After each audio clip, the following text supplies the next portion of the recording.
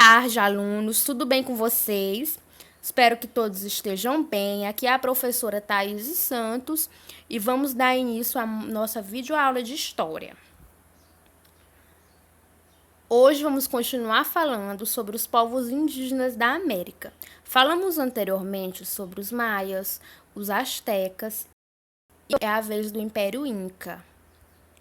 Os Incas foram uma importante civilização pré-colombiana, ou seja, aqueles povos que viveram aqui na América antes do desembarque de Cristóvão Colombo.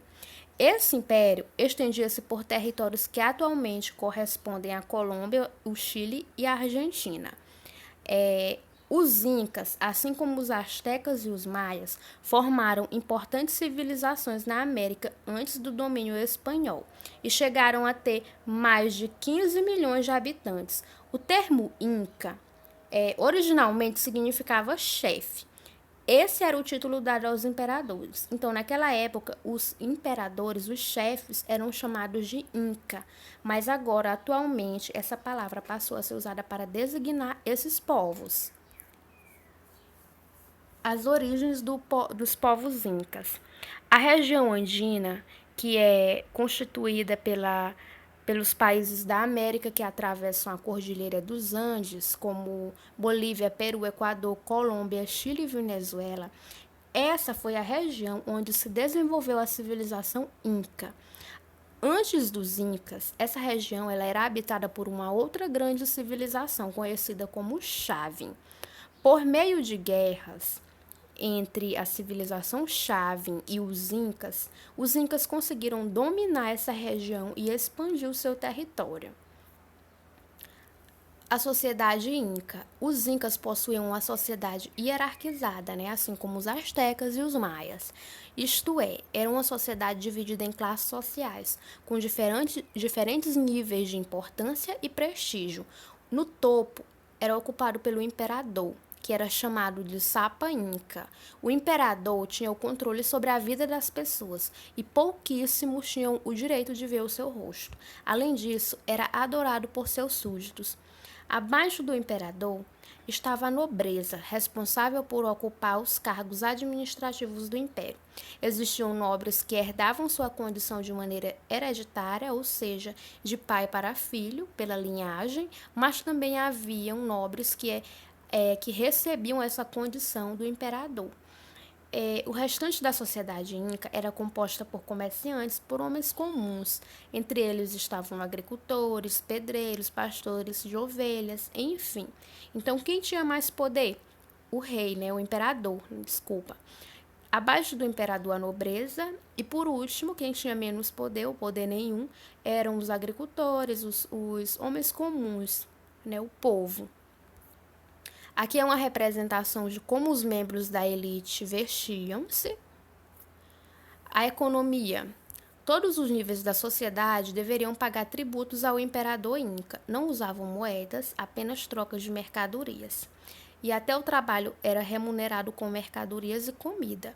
A agricultura era a sua principal atividade econômica. Plantavam mais de 700 espécies de vegetais, como batatas, milho, pimenta, algodão, tomates, amendoim, mandioca e principalmente um grão chamado quinoa. A caça também tinha seu espaço dentro da economia dos incas. Fornecia carne, couro e plumas que usavam em seus tecidos. Era uma atividade coletiva. Cervos, aves e peixes eram os mais caçados. A religião. A vida dos incas era muito marcada pela religião, bem como também os maias e os astecas, que nós já falamos, com a adoração de vários deuses associados a elementos da natureza. Esses deuses recebiam oferendas e, como retorno, os adoradores esperavam chuva, boa colheita e proteção.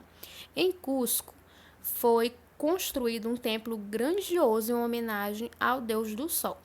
Cusco, gente, foi a capital do Império Inca, tá? Hoje é uma cidade no Peru, localizada no Peru. Assim como os astecas e os maias, os incas também ofereciam sacrifícios humanos aos seus deuses, Ofereciam pessoas aos seus deuses. A decadência do Império, né? Como foi que acabou o Império Inca? A decadência dos Incas está diretamente relacionada com a chegada dos espanhóis ao continente americano. O Império Inca começou a se desagregar no final do século XV, ao enfrentar várias guerras internas, né? Guerras entre eles mesmos. Com a chegada dos espanhóis, estes aliavam aos inimigos dos Incas e terminaram por conquistá-los em 1533. O conquistador espanhol Francisco Pizarro foi quem liderou a conquista do Império Inca. Olha aqui uma representação de como poderia ter sido essa conquista. E aqui é Francisco Pizarro, o homem que liderou a conquista dos Incas. A cultura inca hoje, ao contrário de que possa parecer, a cultura inca está viva e presente nas sociedades andinas, lá na região da Cordilheira dos Andes. No Peru, especialmente na cidade de Cusco, é possível visitar vários lugares e conhecer a cultura inca, como Machu Picchu, que está situada no topo de uma montanha a 2.400 metros de altitude e que foi descoberta em 1912 por um pesquisador norte-americano, e tratava-se provavelmente de um santuário religioso. Outro local que é bem visitado por turistas hoje é o Vale Sagrado, que reúne uma série de cidades onde se conservam os costumes ancestrais, onde se conserva toda a cultura inca.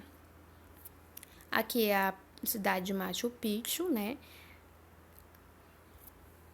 E aqui é o Vale Sagrado, que nós acabamos de falar, e que é muito visitado por turistas. Bom, alunos, nossa aula fica por aqui. Até a próxima.